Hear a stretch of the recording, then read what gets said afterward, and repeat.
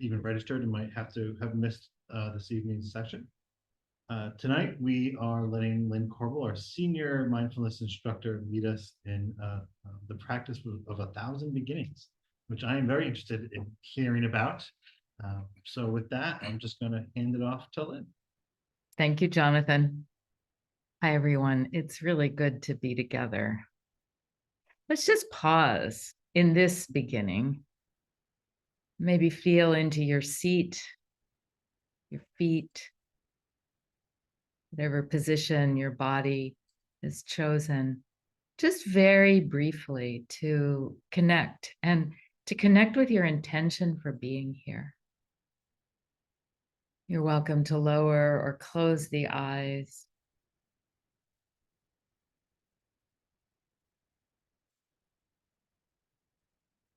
This beginning, this particular moment that's never happened before. I'm so aware when we gather like this that there are actually so many places you could be right now, and you're choosing to be here. And I don't take that for granted. Really want to acknowledge your presence, your intention.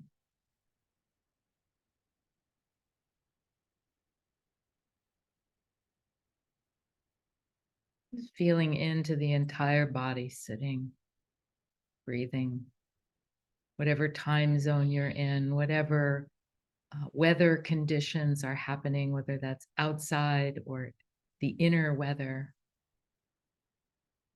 You can practice this beginning with a welcome, a hearty welcome.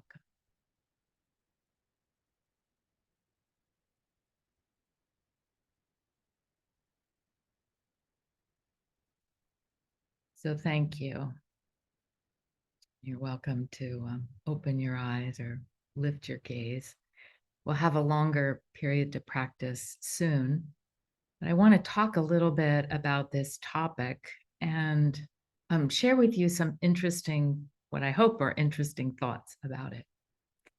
So this is titled The Practice of 1,000 Beginnings. And September, for many of us, even if we don't have children, even if we're not returning to school ourselves, because of our lives and how school starts in September, it's often a time of change, beginning, putting our attention and our energy into new things, maybe new habits, maybe coming back even, I know after the summer, like just getting into a routine, maybe bolstering up your exercise routine or just making sure that you're getting better sleep, having a regular wake up, all those things that can get a little out of joint with vacations and the summer, which is more open and spacious, less scheduled for many of us.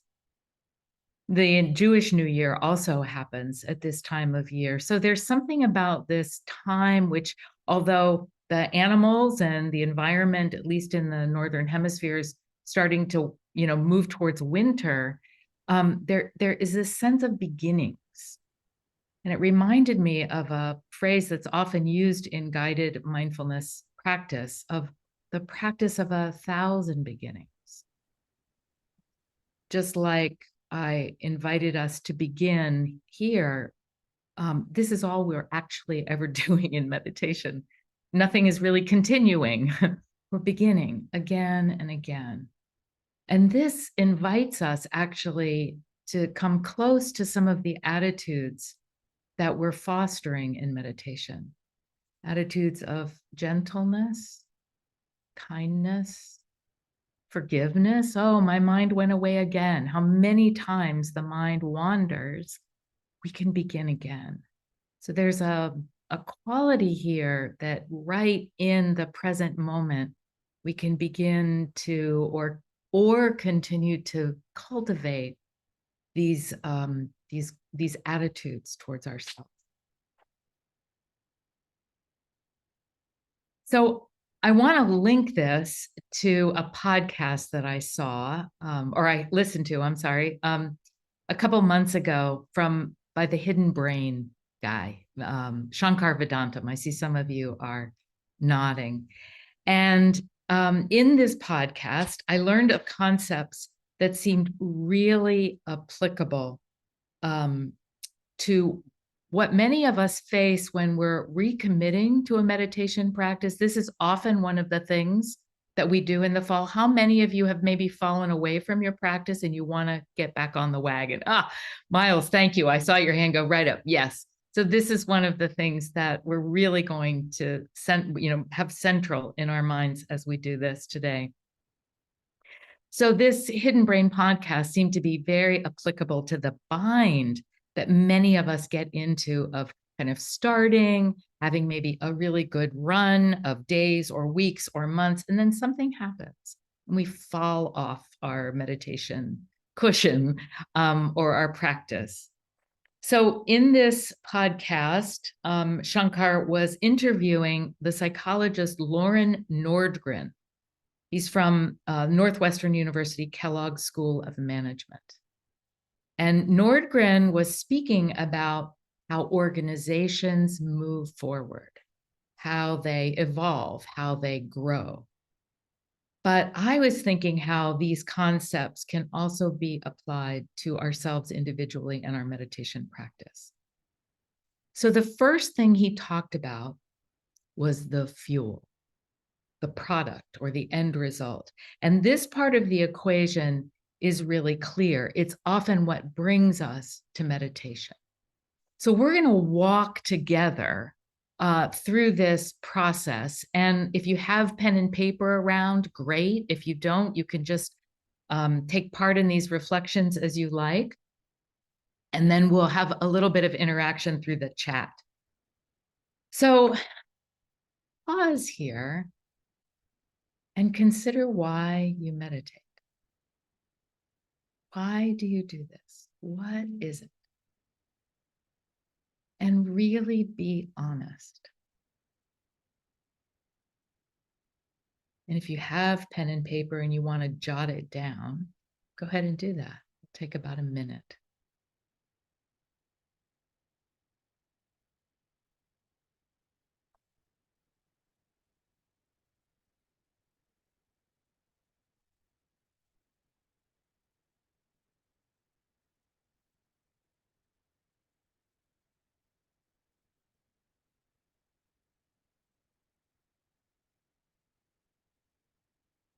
Maybe some of you feel like you've started a meditation practice 1,000 times, and you're here now because you want to continue, because you still want to do this. So that's a big pull. It's really good to identify this and to honor it. So now, if you care to, put one or two of your reasons, you might have a whole list, into the chat. And you're welcome to just send it to me, and this will keep it anonymous, or you can send it to everyone, whichever, but I'm going to read them out loud. So go ahead and put anything you'd care to share in the chat.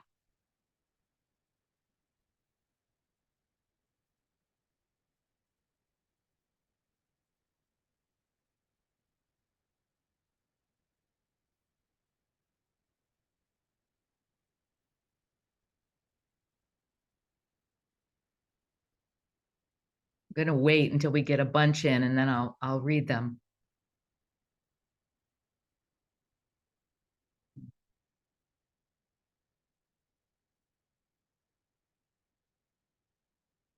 So you all can keep putting things in the chat, and I'm going to read them and just listen and see if, even if it's not yours, maybe you resonate with it. It helps me to be more patient with others and myself. It reminds me to be in my life. Starts the day on my agenda and not the news or others' agenda. I have a lot of unknown unknowns to unlearn. I feel less scattered. I want to get out of my own way. Growth, connection with what is true, recalibrate, to find stillness, to strengthen the neural pathways and my ability to focus on the present, to get grounded, to find a sense of inner peace and grounding, to find peace in stillness, strengthens patience, to try and be centered and an observer, and to reduce stress. Enter into stillness, equanimity to manage a difficult life, peace, sense of peace, live with my life with clarity, to rest and reflect. It keeps me grounded and in my body, calm, resilience, better relationships, helps with anxiety, calmer and less reactive, more present, to stay in the present, to slow down my hyperactive brain, to find peace and awareness and presence, to reconnect to my values, present moment, purpose, life, improved sense of well-being, because I suffer and I want less of that. Connect to higher self, to achieve enlightenment in order to benefit all beings. Let's go for it. I can observe what's happening better. It brings a sense of balance, reminds me to be present, at least for a few minutes every morning. Insight. Whoa, beautiful. I feel so inspired to practice. Anybody else? So you'd think with all of this, this fuel, we'd all be meditating. We wouldn't need to be here because we'd all have it down pat. So we all want these things. We all know it in some way in our bones. We can't, I say this often, we can't long for what we don't already know. So there's something that we actually return to in our practice, but it's not easy. So Nordgren, along with the fuel, which is this, he also argues, and I think we all know this intuitively, it's why we're here, that along with what draws us to the practice, there's another element that we have to attend to, and that's the friction. So, how many of us also have challenges with practice? We can feel that, we want it, and here is the friction. So in mindfulness meditation, as far as I can tell, there are two kinds of friction, external and internal. And external friction is exactly what it sounds like. These are the environmental or the circumstantial elements that keep us from following through with our intentions. Now, a very obvious external friction is time, but we all have specific, almost like fingerprint external frictions. So now, in this same way that we reflected on our fuel, what are some of the external frictions that are true for you right now? And you're welcome to jot things down. And again, we'll take just about a minute.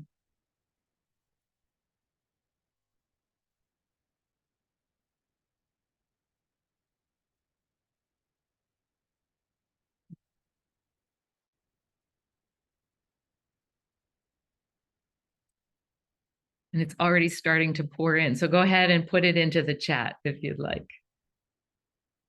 I'll wait a minute before I read.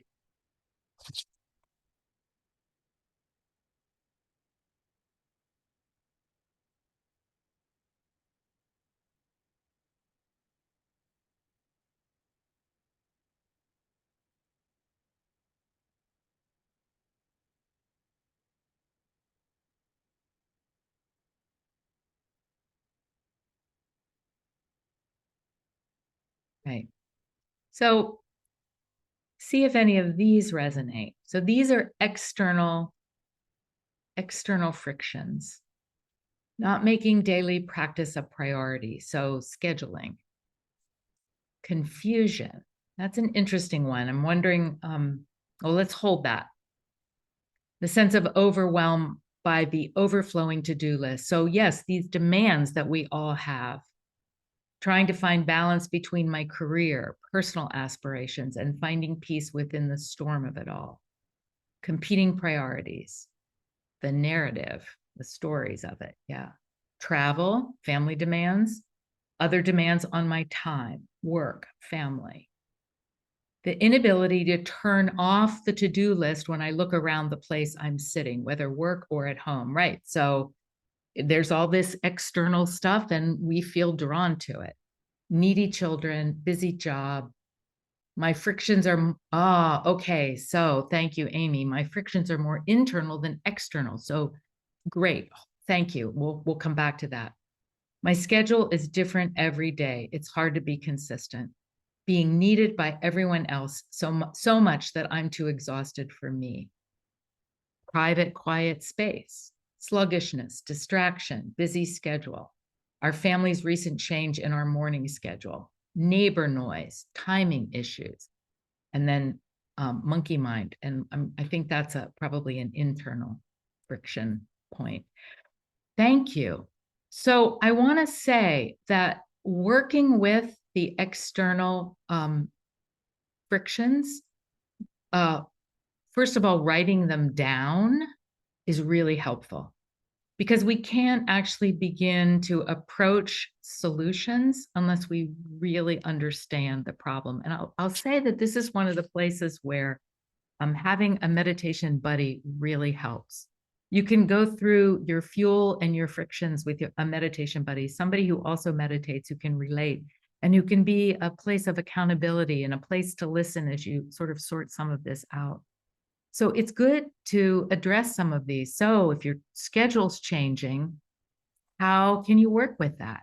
If you've got childcare duties, maybe your partner or a family member could pitch in, because oftentimes they realize what a better co-parent you are or a better colleague or worker if you're able to find time to meditate.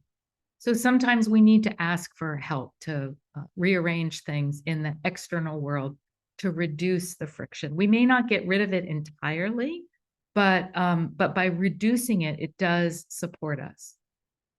So external friction. But there's another kind of friction, and some of you pointed to this internal friction. So these are the inner arguments that we pose to ourselves, or the ways that we, some of you labeled it, confusion or wandering mind, distracted, monkey mind. So pause here and give yourself a moment to consider what your specific internal frictions might be right now. Some of you wrote them, but what's here? Maybe you can get even a little more granular.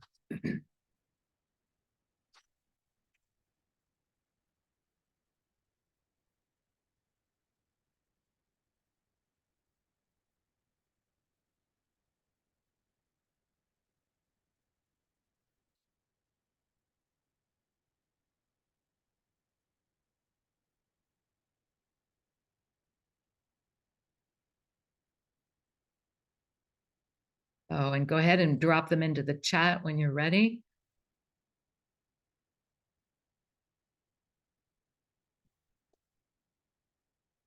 Always feeling there is something to do, that kind of pressure. Not making myself the priority. Motivation to just do it instead of perseverating about it. Reminding myself meditating is as important as my exercise and all the other have-tos. The guilt of taking time. It's getting better. Not doing what I should be doing. That's an interesting one, because sometimes the external list becomes the internal list. Not prioritizing meditation, discipline, resistance, thinking, is it the best use of time? Never sure I'm meditating correctly. Like is there a correct way to watch your breath? The underlying current of get going, get moving, get up, versus just letting go into the stillness. Option paralysis within practice. So many doors into the same space. Perfectionism, thinking I have to wait until the conditions are right. Thank you all. I want to go back to two of these in particular. Discipline. I'll share with you that one of my favorite frictions, it's not so much a problem anymore, but is about this word discipline. I don't know about you. I don't like discipline. I don't like being told what to do. I know it's good for me and I'll find my way there eventually, but not a nice word to me. And at some point in my meditation life, in meditation, actually, it arose that this was actually steadfastness. And it was shocking to me how in turning this around and in coming at a different angle, oh, I'm being steadfast. I linked myself to my fuel. This is what I want. And if I can be steadfast to my longing, then I can do this. I want to do this. It didn't mean it was easy or that I didn't ever fight myself. But by changing that word, I discovered something very personal for myself. So these might be ways that through this writing, you might explore and find ways of reframing or your own language that will support you. The other word that showed up in the chat, which I think is really valuable to highlight, is resistance. There's almost always, as I approached here, coming and being, and I like knew that there would be people I knew and that I'd get to be with you all, I could feel this little bit like nerves, whatever it is, that it's just part of being human.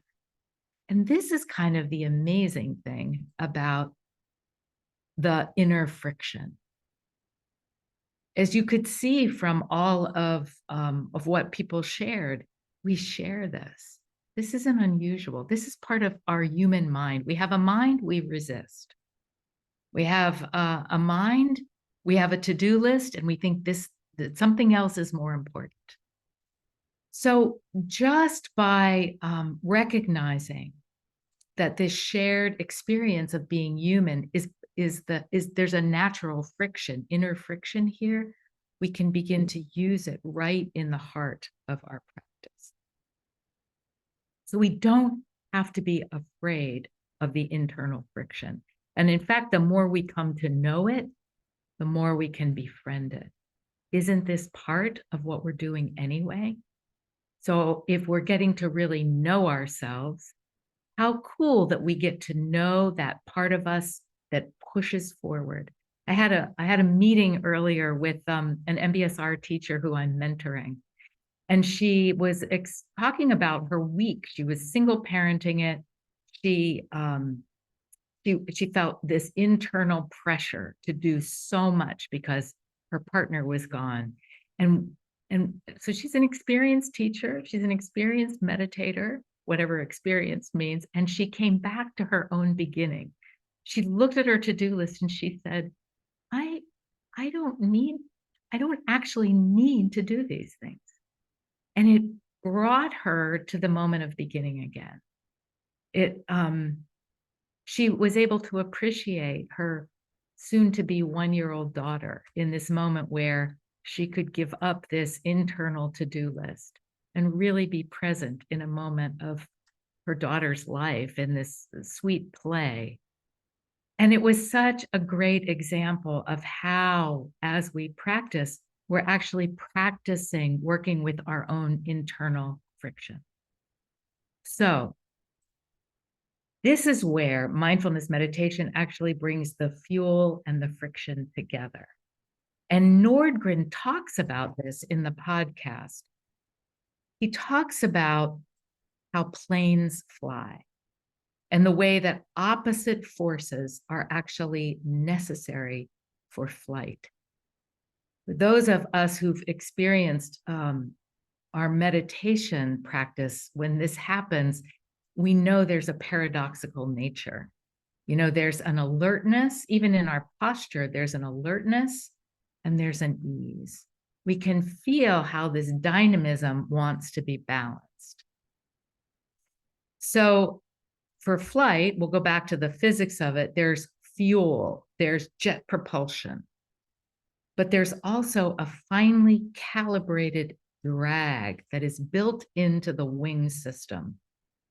So when this is done skillfully, like good aerodynamic engineers and physicists know, The drag actually allows the plane, this powerful, very heavy thing, to work with the fuel to lift off and fly.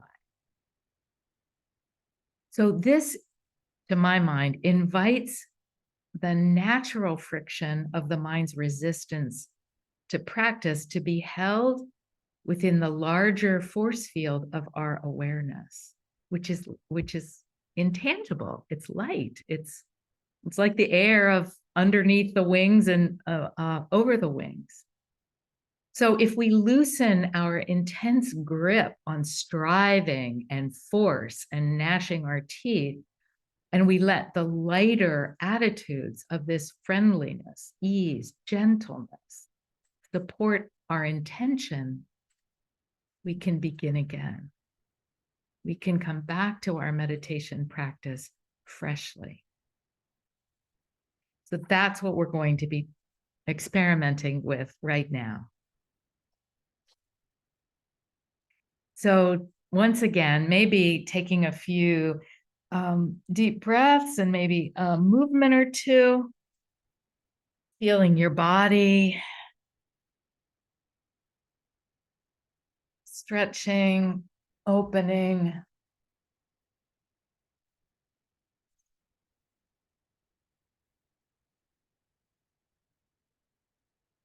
And repositioning yourself for practice right here in the posture, finding this balance, ease, and alertness. Maybe even reconnecting with what brings you to practice. Peace. Strengthening your neural connections. Touching into your own truth.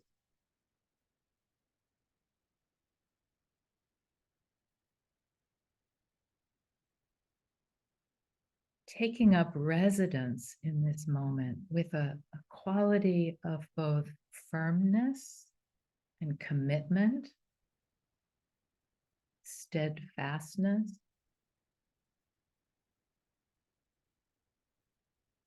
and also with some gentleness.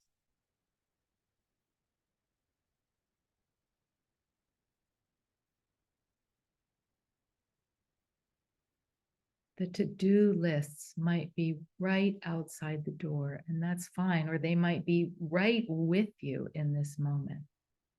Let them fade into the background.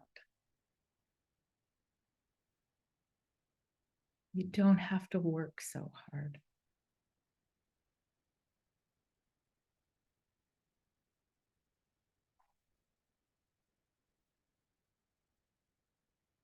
But as you settle into this new beginning,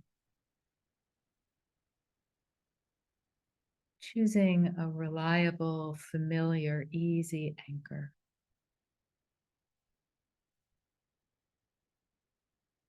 This might be the breath, but it might also be the feet on the floor or your seat in your chair.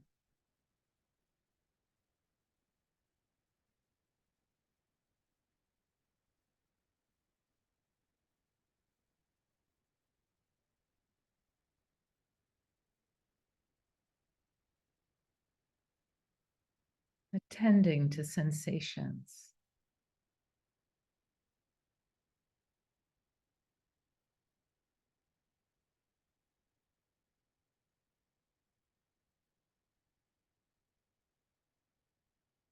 Moment by moment, breath by breath.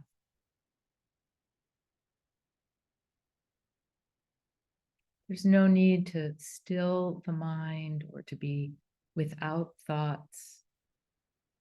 They'll keep coming. We know that. So we don't have to struggle.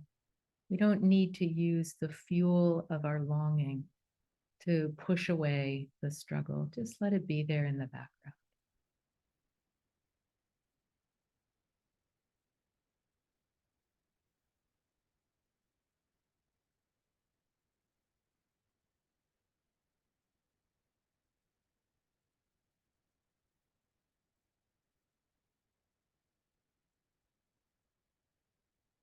Let the buoyancy of your longing and the buoyancy of your practice be just enough to hold you steady in the present moment, the one that's just coming into being now.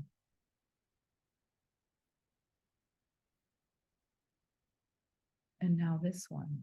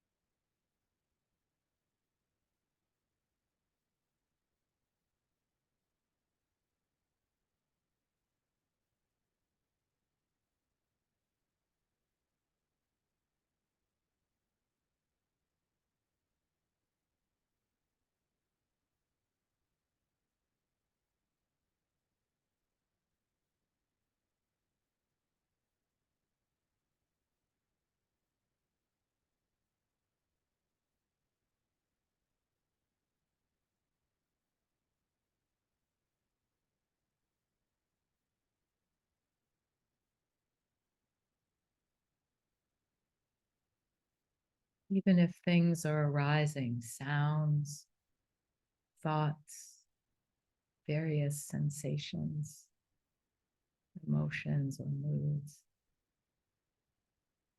you might notice that they then leave or change in some way. Just knowing this is practice, how things come and go.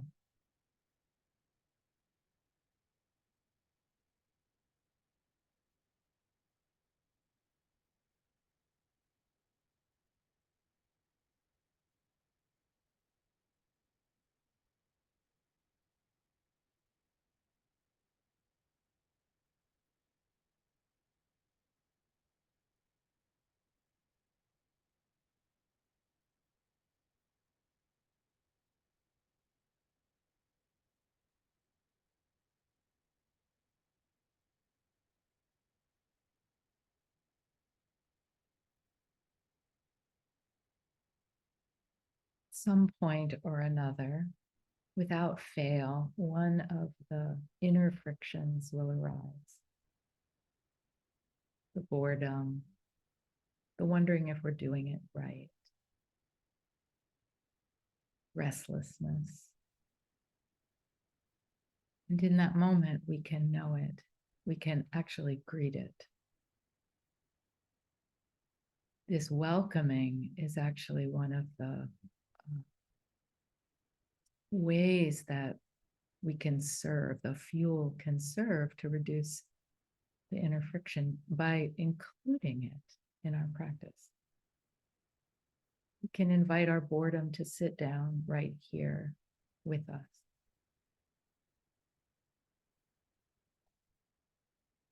We can know something about the monkey mind. Look at all those places it's going without getting involved.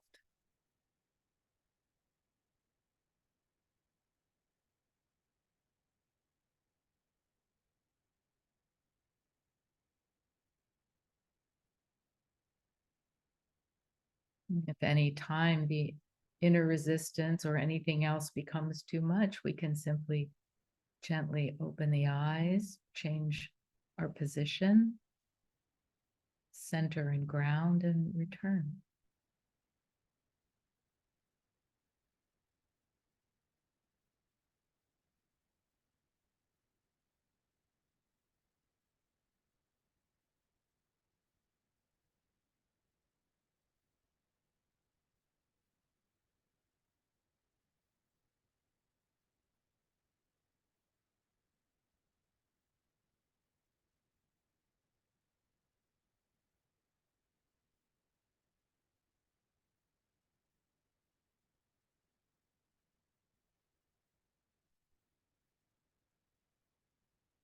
We can give ourselves the gift of the intimacy of this moment.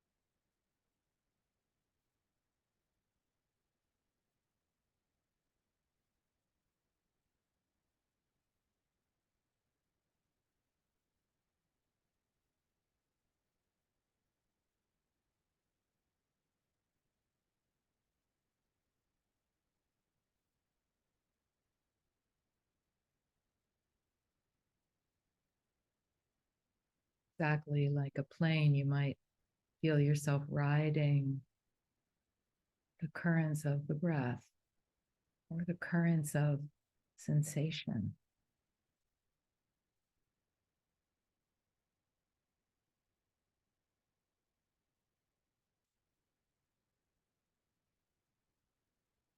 Beginning again.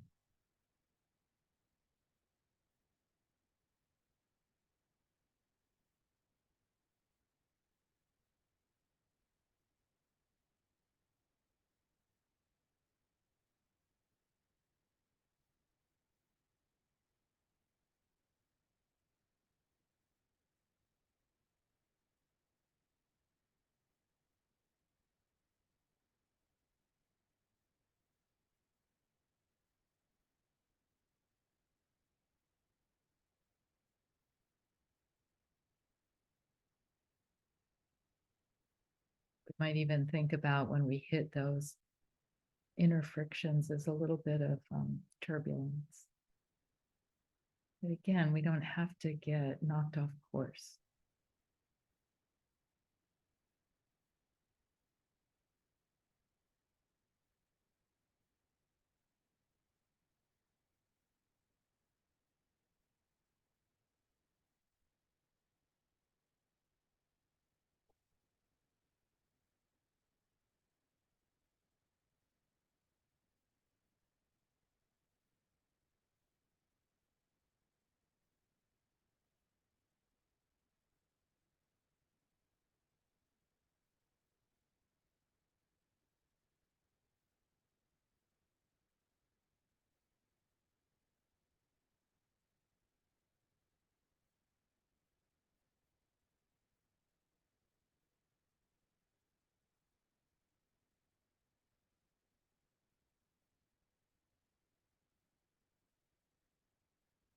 Sting, being.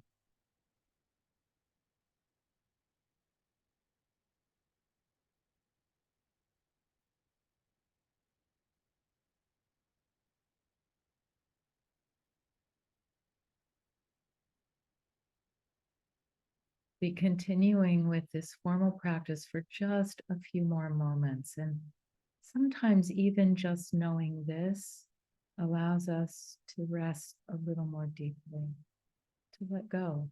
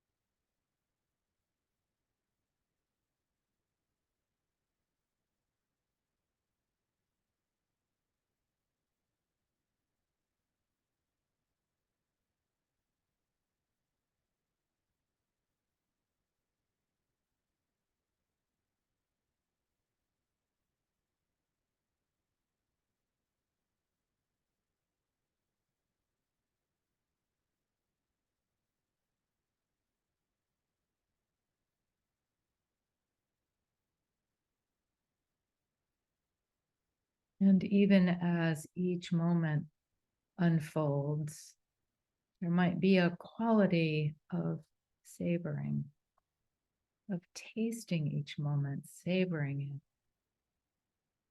Maybe the flavor is sweet, and maybe not, but you can know it.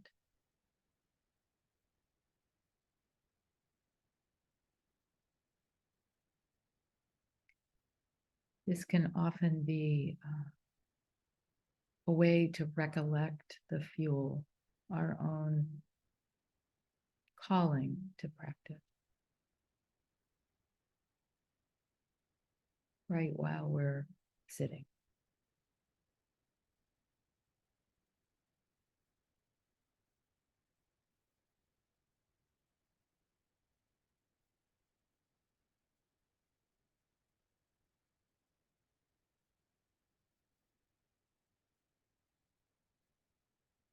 And now, with the same care that you've brought to this practice and to the settling in, very gently, wherever you've placed your attention, whatever anchor you've chosen, begin to widen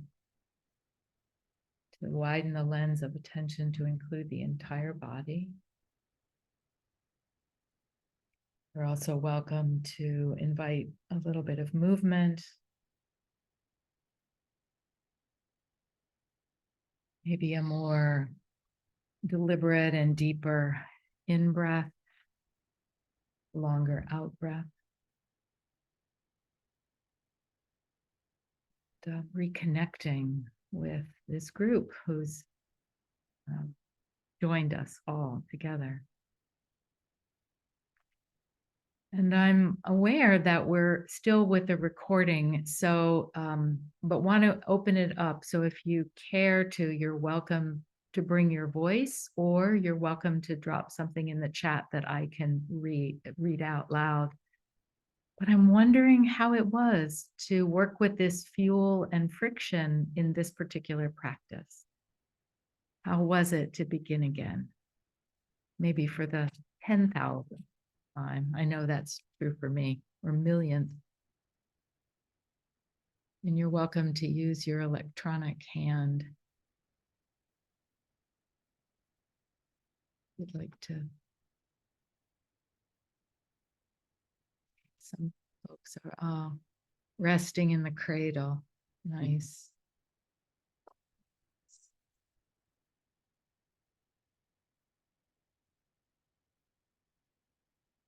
No, it's always a little bit of a challenge to speak after practice. Yeah, Patrick, please. Hi, Lynn. It's good to see you. Hi, everyone. I thought it was interesting to be invited, sort of attend to the fuel and the friction. And, here I'm sitting in an office, which is not my favorite space to be. It's not my favorite space to teach in, but here's a preference, here's an internal friction of some sort. And then this fuel of just, what is it to connect? What is it to learn what's happening? And as these internal processes are going on, I'm realizing, wow, it's been really quiet for a while. And I open my eyes and Zoom, the ultimate external friction, had kicked me off altogether. And I needed to reconnect. And so here we have this sort of concentric circles of friction. We're sort of, we have this internal, we have this external, and then we have this internet of friction. But even coming back to close the practice, it was like, oh, and here's, this thinking chair that I sit in for a long, it's very easy for me to connect back into, or let go of, the things I have no control over, and then get back to, oh, and here's my actual internal fuel, my internal friction. Even though these two terms that I think are very helpful are new to me, I really appreciated the time. Thank you, Patrick. And the more I've explored this, the more I've found just that the ways they're embedded in each other, and internal, external, all of that, and how I think this bringing together of the seemingly opposing forces is, for me, it's really helpful to consider. Thank you for sharing.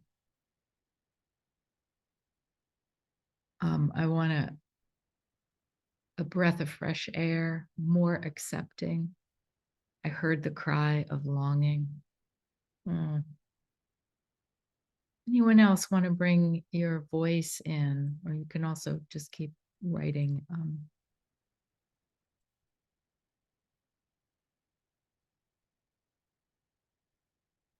And it doesn't have to have been pleasant. It might be like, oh, it's too many concepts. I don't want to deal with concepts. So sometimes it can be helpful, and then when to let go of that. Lori, please. I was trying to find my words for it, but that whole concept I was thinking that the thing that was my sort of internal or external rather struggle was that I know that right after this, with the kids, I'm going to be taking off and making sure everybody gets somewhere.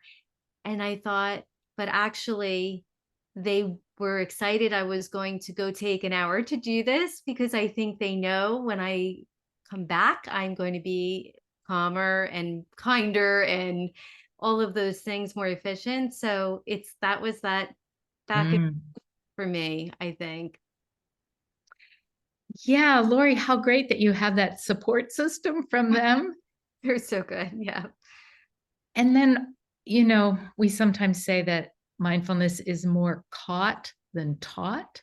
Hmm. So, what you're bringing after this session back to them, Right. really, no matter what happened in the actual guidance, something, here you are with your kids beginning again. Hmm. Thank you. Yeah. Thank you. Mary Beth, please. So I thank you for the opportunity to pause at this time of the day with a group. I did not at all like the guidance. Not I love you, but the guidance left me cold. Only because it was too conceptual for me, and fuel and friction just feel really adverse to what my experience was. So for me, it was just that letting go that you spoke of. Like, okay, I want to like it, I want to like it. Let me come back to it, and then it was then it was the okay. Then let it go. Good. How wise. So, here's the friction of concepts, and you could let it go. That's also, that's fuel right there. Yeah, thank you. It's not for every, I mean, we all find our metaphors and our ways of working. So thank you for saying it. Yeah, Marianne and then Sophie. So I was, Mary Beth, I was going to say the opposite of that, Lynn, I enjoyed just because it's such a different analogy to use this fuel and friction and so I just enjoyed the whole thing because it is there within me. And so just seeing it and being invited to put a gentleness with it, to kind of allow it, but to have it be lighter, just that invitation was really helpful to kind of, because I think that's what like everybody, you have days when, you could probably sit for extended time, and other times you're just like, oh my gosh, could I get up and have a cup of tea? So so just having that analogy was I found that helpful. So I appreciate it. Thank you, Marianne. And I think this is one of the great advantages of not just meditating in a group, but then talking about it in a group, to see there's no one right way. And we can get benefit from in many different ways, either from guidance or not from guidance. So I just appreciate hearing the variety. Before you speak, Sophie, I just want to, Beth writes, I loved inviting the difficulties of meditation into the meditation. Isn't that great? It's like really kind of turns us on our head sometimes. So this radical welcome that we're engaging in, and this radical, in some ways, friendship with whatever is arising, it can be challenging and it can be freeing. If nothing is outside of this, if this way of getting to know ourselves means that we get to know all of it, then it's again, it feels like a way of to ride, to take flight, to allow that. It doesn't have to be heavy. Sophie, thank you, please. Lynn, thank you so much for their guidance, and it's just such a joy to see everyone. to me, the fuel and the friction were really interesting in terms of concept and seeing the sharing of so much, as you said earlier, common humanity. But then when you started guiding, and similarly to Patrick, I'm in my office. I really don't like to be meditating here. And I'm always worried. I'm also alone in my office, so I'm worried that somebody's going to need me and knock on the door. And what really hit me is when you say those words, I think it was the to-do list can stay at the door. Mm. And somehow I was like, it just was incredibly powerful. My initial reaction was like, oh, but she doesn't understand. And no way it's staying there. But there was a physicality to and permission almost that you gave during those few minutes that was really incredibly powerful for me. And then there was also the coming back to the practice and feeling totally sleepy and feeling drowsiness. It's like, yeah, there's that too. So thank you. Thank you. And I appreciate what you're saying about the physicality. So one of the things that that's been really important to me, and why I was suggesting if you had paper to write it down, but to at least put it in the chat, is how physicalizing these can be really helpful to get it out of our mind and onto paper or into speech. Means that it does, we tend to outsize things in our mind. The to-do list, I totally get that. Sophie's like, how could she understand? This is the real thing, right?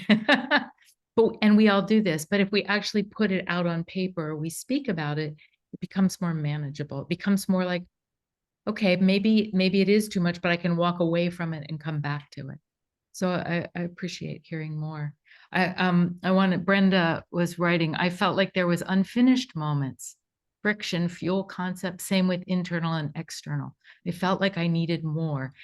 Thank you for writing this. I really encourage you. I'll make sure that when this is posted, that the Hidden Brain podcast link is also there.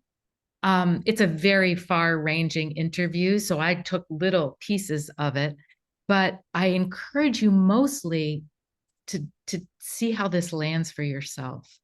Let yourself be creative with it. How is it for you? Because ultimately, this whole thing around the aerodynamics, it's about paradox. It's about how